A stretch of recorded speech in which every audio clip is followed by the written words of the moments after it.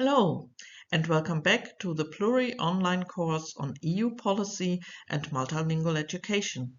This course is part of the PLURI project, which is funded by the European Union. My name is Sonja Eisenbeiß. I'm a researcher at the University of Cologne, and I have a blog about language, play, and nature, Sprachspinat.de. In this part of the course, I'll present my Sprachspinat Concept for language education and education for sustainable development. In other parts, my colleagues will talk about EU policy topics, multilingualism in schools, and translanguaging.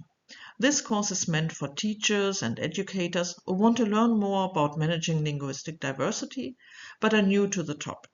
We've prepared for you a series of videos, so be sure to subscribe to our channel and feel free to contact us with whatever questions you may have. Also, a quick disclaimer, any opinions presented in these videos are our own and do not necessarily reflect the views of the European Union or the European Education and Culture Executive Agency.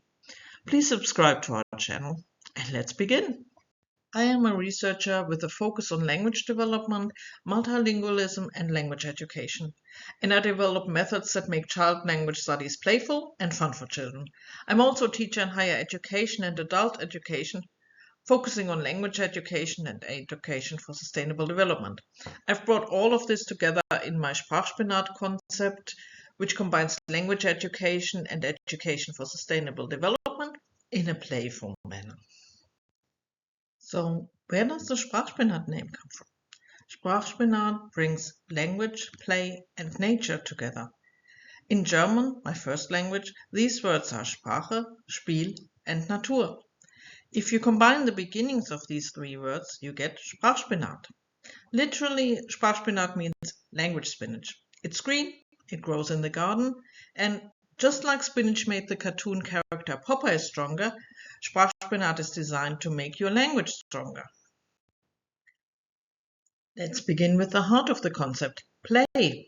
I'll use my sustainable textile toolkit to illustrate this, because it can be used in all kinds of pedagogical activities, whether they focus on language, nature, or sustainability. I developed this sustainable multi-purpose toolkit because I didn't want to keep buying new toys, and I didn't want to produce laminated picture or word cards because they can't be recycled. The Sprachspinat toolkit consists of a cape and several reusable hook and loop mats. You can attach different components to them, for example, strips to create a puzzle board, shapes to build faces, or pockets to store other items. We also reuse ID holders left over from workshops or events, and the toolkit includes connectors and strings that allow you to link components together. All parts can be combined in many different ways and reused for years. Most of the toolkit is made from upcycled textiles, old buttons, and reused materials such as ID holders. There is no need to laminate cards anymore. You can also adapt the physical difficulty of activities to your players. There are easy attachment options like zippers and hook and loop fasteners, and more challenging ones like buttons or toggles. Moreover, the toolkit helps to display natural materials so you can connect and attach them easily. That was the play part of the Sprachspinat concept. The language part consists of 6 principles for language activities. These principles are context, communication, culture, contrasts, combinations, and consensus. The first principle asks you to create context for communication through joint attention. This means encouraging everyone to focus on the same objects or activities at the same time and to be aware of this joint attention. You can do this by creating a shared workspace and shared tasks for small groups. For example, children play together with one plant box instead of each child having their own. You can also offer a shared surface. Let's take a game where you have to match herbs with their names. Here you can attach the herbs to the toolkit mat and ask players to attach the name card holders next to the matching herbs. This keeps everyone's focus on the same area, and when someone wants to smell an herb, They often lift the whole mat and offer it to others. Thus smelling becomes a shared experience and a conversation starter. Research shows that joint attention supports word learning, and children learn words more easily when speaker and listeners are looking at the same object when children hear the word for it. Joint attention also leads to longer and richer conversations because everyone is engaged in the same activity. The second principle asks you to stimulate communication through the choice and the distribution of materials. One way to do this is to mix familiar and unfamiliar objects, especially items with interesting sensory properties. In our plant named activity, for example, you can use the familiar peppermint plant as an easy starting point. But we can also include the Australian lemon leaf plant. Most people don't know it, but they find it fascinating because the furry, soft leaves leave a strong lemony smell on your hands when you touch them. You can also encourage communication by choosing materials that require joint handling and sharing. When gardening with children, for example, you can replace individual small buckets with large flexible buckets. Children can only carry these buckets if they collaborate and talk to another person. Another object is to let participants create something together on both sides of a barrier. For example, they can attach decorations to a textile box made from toolkit parts. The barrier means that each person can only see their own side. Thus, if they want to create the same pattern on each side, they need to describe what they see and ask questions about the other side. Following this principle fosters effective language learning with all senses. It also involves collaboration, which leads to conversation. The third principle asks you to build culture through rituals and the inclusion of all languages and cultures. There are many ways to do this. You can introduce multilingual rituals, such as welcome routines. You can also use multiple languages for tasks like labeling, finding information, or for displays, signs, posters, and reading materials. It's important to let learners choose which languages to use, because they may feel more comfortable or confident in some languages than in others. Research shows that including multiple languages in activities can improve both cognitive and linguistic performance. Switching between languages and processing information in different linguistic systems requires deeper thinking and activates more cognitive reasoning. The fourth principle asks you to create contrasts. These contrasts can take different forms.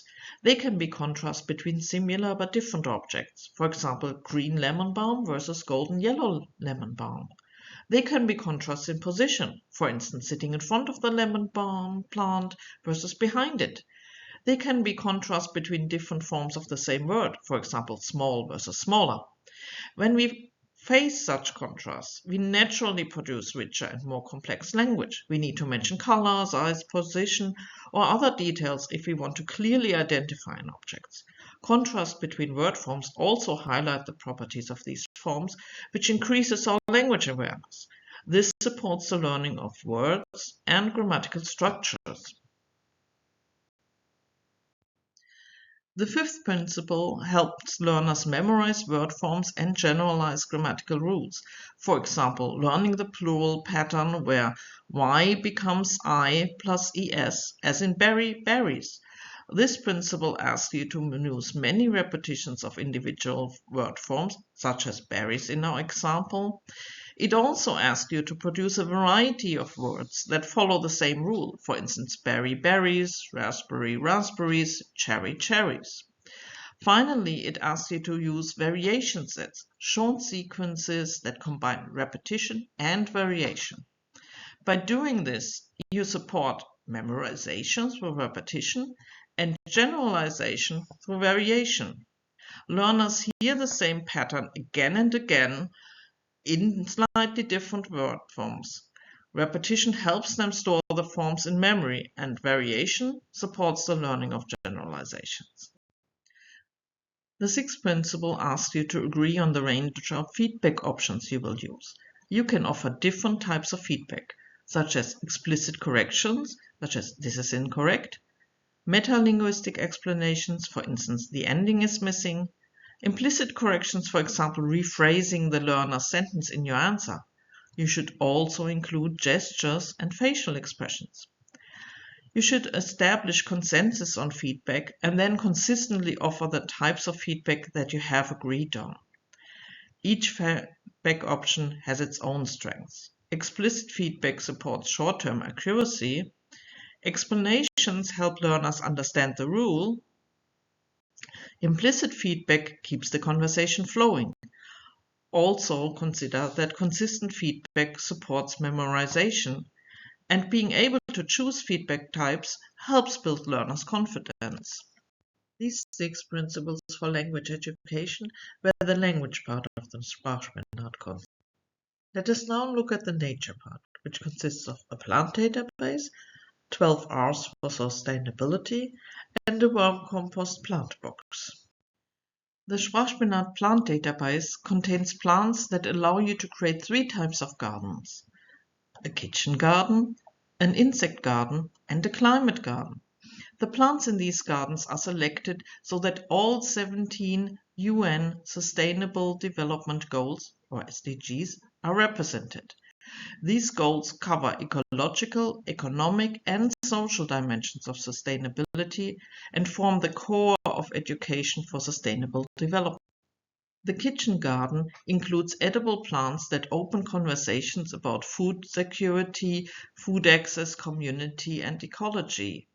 Their names are compound nouns with recurring elements, such as tomato in cocktail tomato or beef tomato. These recurring elements create contrast between word forms and allow you to explore word structure. The insect garden contains insect-friendly plants that support discussions about ecology, plant propagation, and food productions. Their names often include common words, and some of these words have multiple meanings, as crane and bill in crane's bill. This encourages conversations about vocabulary and meaning. The climate garden includes plants adapted to heat, flooding, or drought. They allow you to discuss climate change, ecology, and the social and economic structures needed for sustainable development. These plants often have complex names such as creeping thyme, which provide opportunities to talk about how we combine words.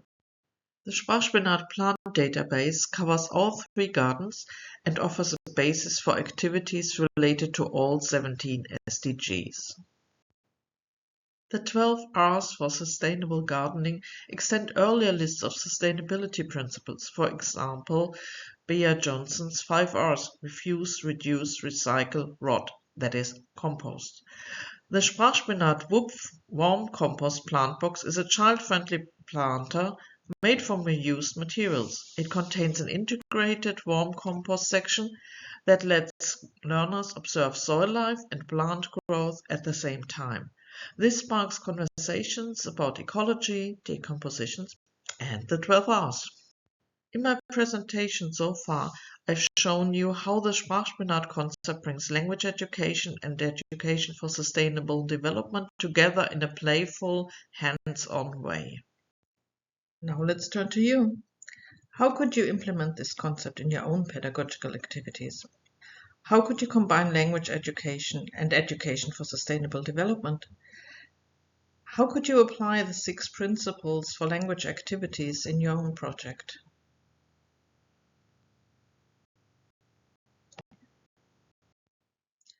You can find all the references that I've mentioned on my slides in the following list. This list will be available on my blog. Most of the journal articles can be freely accessed online. Others can be accessed via libraries. And you can visit the sprachspinatur.de website to find more information about Sprachspinat.